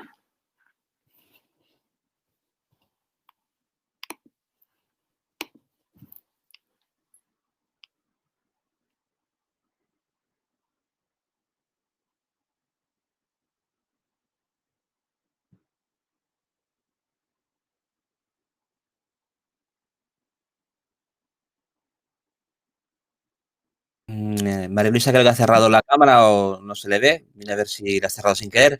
La diapositiva que tienes abierta es la 11, María Luisa. Sí, ahora María Luisa la recuperamos, sí. Los trucos tecnológicos de la complejidad que sin querer te sacan. Bueno, nada más que un poco lanzaros este mensaje, ¿no? Que realmente como mentores no solo somos rescatadores de talento, creo que somos rescatadores de esperanza para los jóvenes, ¿no? Que tenemos que ayudarles a que no renuncien a ese ideal de proyecto personal, de propósito que todos tienen y que da sentido a la vida de cualquier persona, que les ayudemos a descubrirlo y a que encuentren las oportunidades para realizarlo, ¿no? Y que estén permanentemente conectados con él, a pesar de que tengan que realizar cosas que a lo mejor no les gusten tanto y aparentemente parezca que se desvían de ese propósito, ¿no? Porque realmente creo que lo que necesitan es eso, es rescatar la ilusión y la esperanza. Y que nuestra misión es ayudarles a que la rescaten, ¿no? Y la manera de hacerlo, bueno, pues es un poco inspirarlos, ¿no?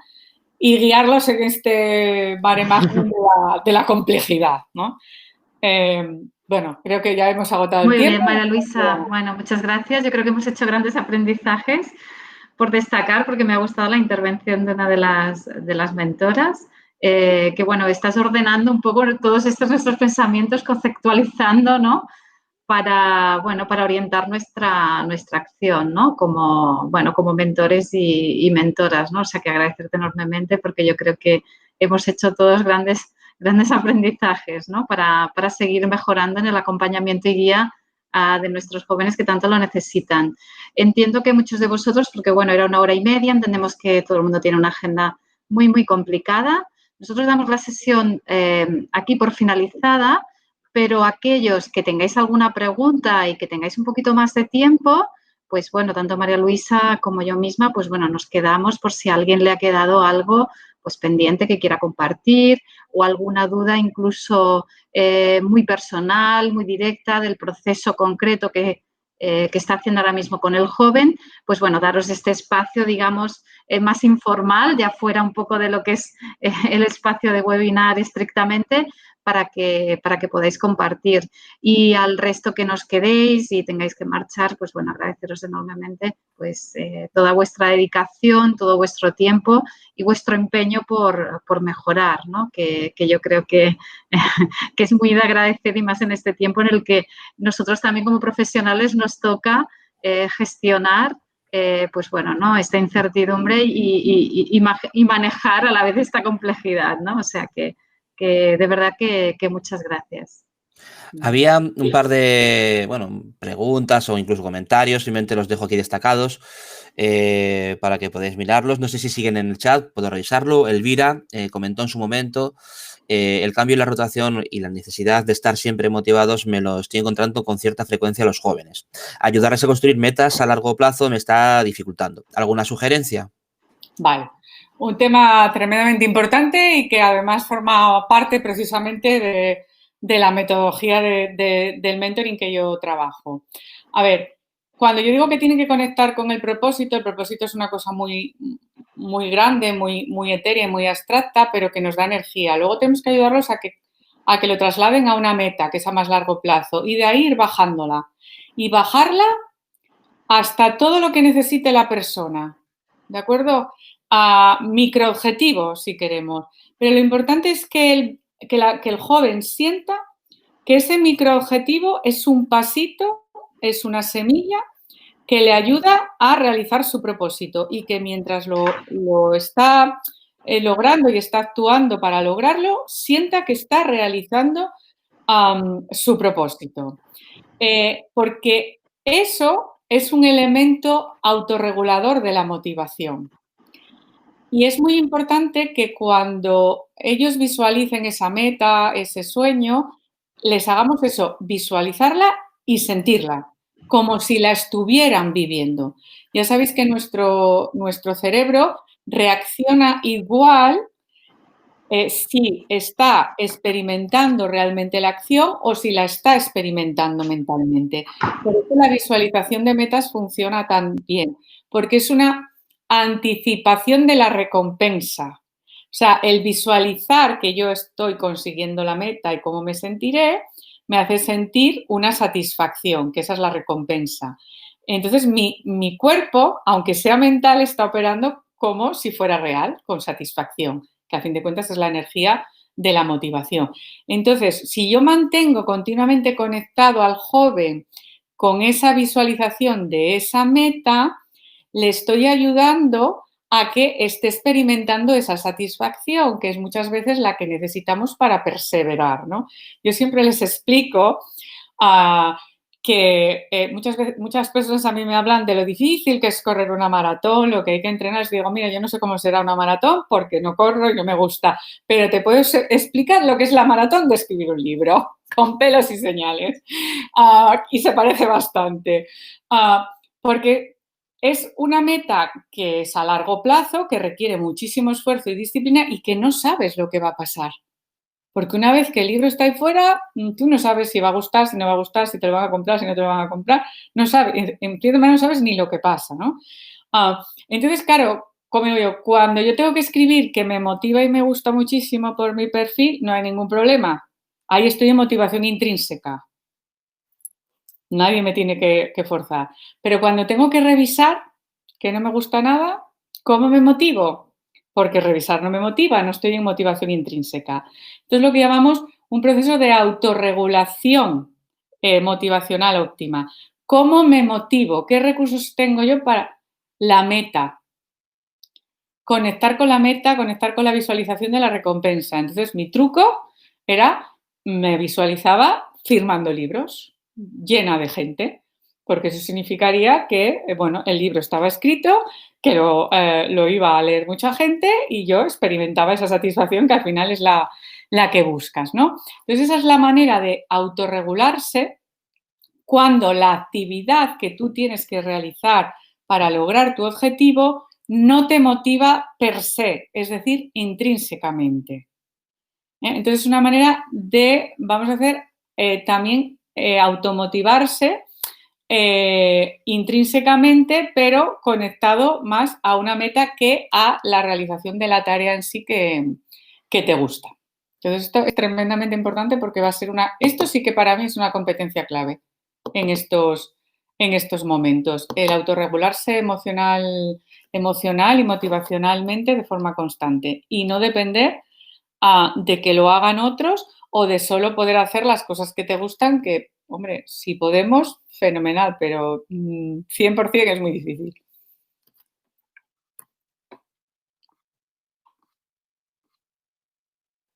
¿Leyendo algún libro o artículo para releer de tu automotivación? Yo tengo bastantes artículos en la web de la Escuela de Mentoring y en mi blog sobre cómo hacer el proceso, incluso con un ejemplo, cómo hacer el proceso de automotivación, ¿no? O autorregulación motivacional óptima. Yo puedo compartírselos a Gemma, varios enlaces y que, bueno, os los comparta donde corresponda. Sí, por favor, María Luisa. Todo lo que... mi idea, de todas maneras, es porque ha habido mentores que se inscribieron, que finalmente, me imagino, por agenda no han podido entrar y compartiremos con ellos, pues bueno, el vídeo de la sesión, igualmente que a los asistentes, porque bueno, siempre va bien tenerla por si quieren chequear alguna diapositiva o algún comentario y incluiré esto, o sea que fantástico si me lo pasas porque se lo haremos llegar. Bueno, mi próximo libro será sobre la motivación. Está bien, es muy importante. Y porque hemos detectado que está siendo un tema tremendamente recurrente. Y que lo que sabíamos de la motivación parece que ya no funciona, ¿no? En el entorno de complejidad. Sí. ¿Tenemos alguna pregunta más, Víctor? ¿O alguien que quiera hablar, plantear alguna duda de sus procesos actuales? No han escrito nada más. Si queréis, lo que puedo hacer es habilitar abrir micro a todos y quien quiera hablar que hable, si es que así lo queréis. Vale, quedan 22 personas, o sea que adelante. Venga, pues ahora tenéis que vosotros luego habilitaros el micro y cámara si lo deseáis. Lo dejo con la posibilidad, no es obligatorio, pero bueno, que sí que ya tenéis la habilidad de... Sí, la sobre todo porque entramos, pues bueno, en estos 10 últimos 5, dependiendo un poco de lo que tengáis. Y nada, para que tengáis este espacio. Adelante, Elvira. Hola, Elvira. Muchas gracias. Nada, buenos días. Encantada de participar en el proyecto de mentoring y rescatadores de ilusión y de esperanza. Me ha encantado esta frase con la que me quedo. Muchas gracias por compartirla.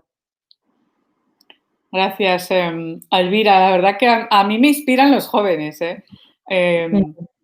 Para mí trabajar con los jóvenes de la fundación, bueno, Gemma y Josefina lo saben que yo disfruto un montón porque, bueno, en cierta manera tú estás viendo una realidad que no es la tuya, no es la mía, pero claro, te permite empatizar con ellos, ¿no? Y entender desde dónde ven el mundo y qué les está pasando. Y yo lo que detecté es eso, ¿no? Que habían perdido un poco la ilusión y la esperanza. Y por eso me surgen estas frases, ¿no? Porque realmente me las inspiran ellos. Y yo verles cómo llegan, ¿no? A las sesiones de mentoring grupal y cómo se van, ¿no? La energía y que en ciertas veces se van con una mínima ilusión de, bueno, venga, sí, hay una oportunidad de que sea posible y de intentar, ya, o sea, perfecto, no, yo no pido más que eso, ¿no? Y luego ya van, ¿no? a trabajar con los mentores más con vosotros, de las empresas, Y oye, empiezan a ver que sí, que efectivamente, ¿no? Que hay muchas opciones y que las pueden aprovechar, ¿no? Entonces, bueno, alguien comentaba en el chat, ¿no? Que orgullosos, ¿no? De formar parte de este proyecto y de la Fundación Princesa de Girona.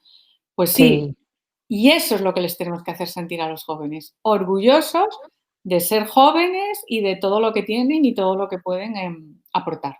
Así que muchas gracias, Cintia, también por compartirlo y por estar aquí. Sí, Cintia quiere abrir micro, pero bueno, me ha dejado en chat una última pregunta. ¿Por qué creemos que antes funcionaba una motivación y ahora no funciona igual para los jóvenes? Esto a mí me daría para 3 webinars o 4 seguidas. A ver, yo creo que hay un concepto erróneo sobre lo que es la motivación y cómo funciona el proceso motivacional. Cuando digo cómo funciona, me refiero a cómo funciona internamente. Solamente voy a decir 2 cosas y yo las dejo ahí y luego ya investigáis, ¿de acuerdo?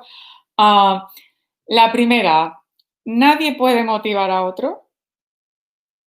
Nadie puede motivar a otro y ni siquiera debería de tener esa responsabilidad, ni sentir esa responsabilidad, porque la motivación es algo interno.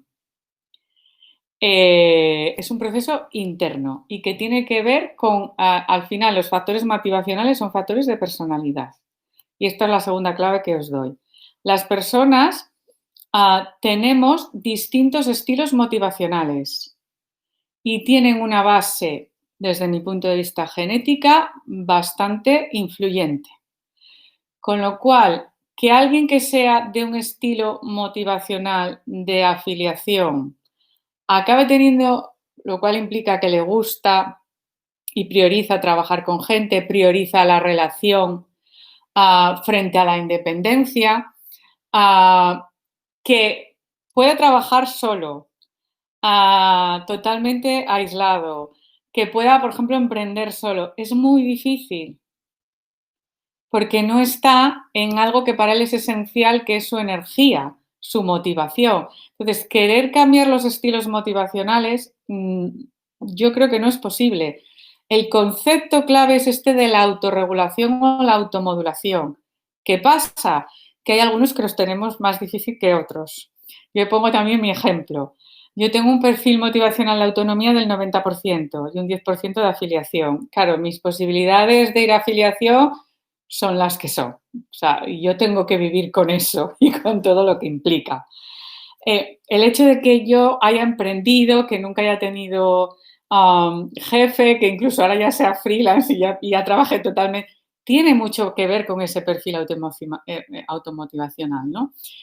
Y yo cuando hablo de estrategia, creo que todo el mundo tiene una estrategia óptima para operar en la vida y tiene mucho que ver con su perfil motivacional. Descubrirlo es tremendamente importante porque te lleva a elecciones alineadas con la energía en la que tú puedes fluir y puedes aportar. Entonces, bueno, de esto podría seguir hablando porque, como os digo, creo que hay muchos errores en torno a la motivación. Y hay otro error importante, que realmente lo importante es el proceso motivacional volitivo, no solo el proceso motivacional. Y en algún momento en la historia de la ciencia y sobre todo de la psicología se separaron estos conceptos. Bueno, todo esto tiene raíces sociológicas, filosóficas e ideológicas, ¿de acuerdo? Pero lo que supuso esa separación es que insistimos demasiado en la motivación. Y la motivación es la activación inicial de la energía. Ya, pero eso hay que mantenerla. Porque sí, yo inicialmente estoy muy motivado para hacer esta tarea y para pasar a la acción. A mí me motiva escribir un libro hasta el límite sin sospechar. Pero en el cuarto mes que estoy escribiendo, después de 4 o 5 horas diarias todos los días escribiendo, en esos momentos en los que creo que lo que he escrito no vale para absolutamente nada y que solo me interesa a mí, etcétera, etcétera, etcétera, lo importante es la fuerza de voluntad, la perseverancia. Y esa no tiene tanto que ver con los estilos motivacionales, aunque ayuda, sino con la parte de estar conectado a una meta y un propósito que realmente tiene que ver conmigo y es lo que yo quiero y que no viene impuesto desde fuera. Y cuando digo impuesto desde fuera, no me refiero solo a que te lo hayan impuesto obligado, sino a que por una presión social, que es inconsciente, tú te has ido hacia determinado camino cuando en realidad tú quieres ir por otro, ¿no? Entonces, manejar esas dos cosas, o sea, yo creo que la clave está en unir lo que es la parte de la motivación y lo que es la parte de la voluntad, porque la voluntad es además la adiestradora de la atención. Y este es uno de los mayores hándicaps que tenemos en este momento, adiestrar la atención. Y si te puedo preguntar, María Luisa, para mí es un gran hándicap porque la perseverancia, no sé, no soy psicóloga, pero entiendo que es algo que hay personas que lo tienen de una manera innata, ser más perseverantes, pero otras personas que la tienen a unos niveles pues, muy bajos. Exacto. ¿Y esto cómo pues, se puede ayudar a desarrollarla? Yo creo que este es un concepto muy importante que tenemos, o sea, una idea que tenemos que empezar a manejar en todo lo que tiene que ver con potencial y desarrollo del talento, que lo innato no determina, pero sí condiciona. Y que hay personas que tienen unos mayores hándicaps para desarrollar determinado tipo de habilidades, competencias, comportamientos, actitudes, etcétera. Y que no se trata de forzarlos a que sean eso, sino que lleguen hasta lo máximo a lo que pueden llegar en esa habilidad o competencia, pero que la compensen con otras, ¿de acuerdo? O que se compensen con otros, con otras personas, ¿de acuerdo? Y ahí viene toda la parte de estrategias que es clara.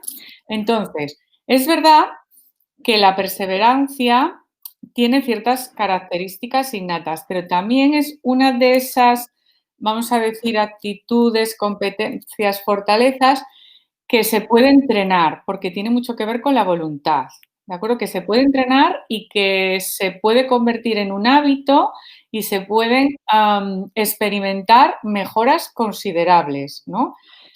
Como siempre digo, el potencial al final lo que te marca es como un límite máximo de capacidad o de expresión. Y el desarrollo del talento lo que tiene que tender es a llevar ese potencial al máximo límite de desarrollo que tiene. Y todo lo demás que necesite que se pueda compensar con otro, que es la parte de combinar, ¿no?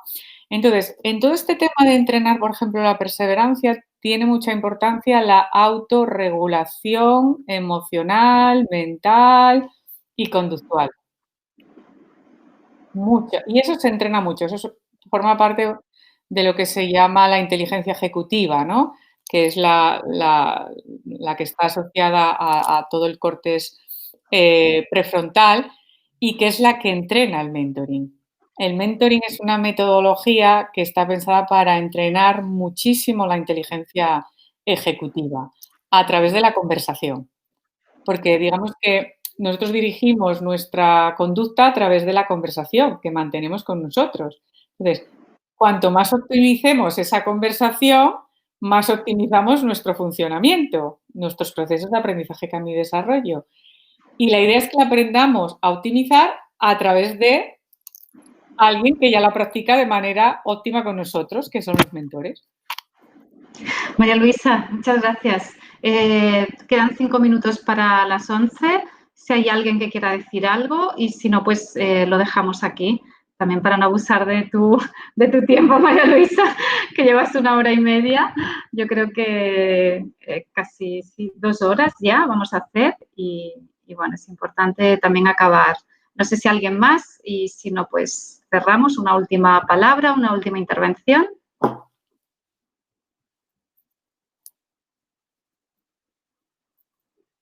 De nadie. Nada, si quiere alguien sea ahora y si no, bueno, pasamos si queréis a modo moderadores para hacer la última charla, ¿de acuerdo? Y una despedida. Vale, gracias, Víctor. Bien, pues muchas gracias a todos. Nos despedimos, pasamos a modo moderadores. Que tengáis muy buen día.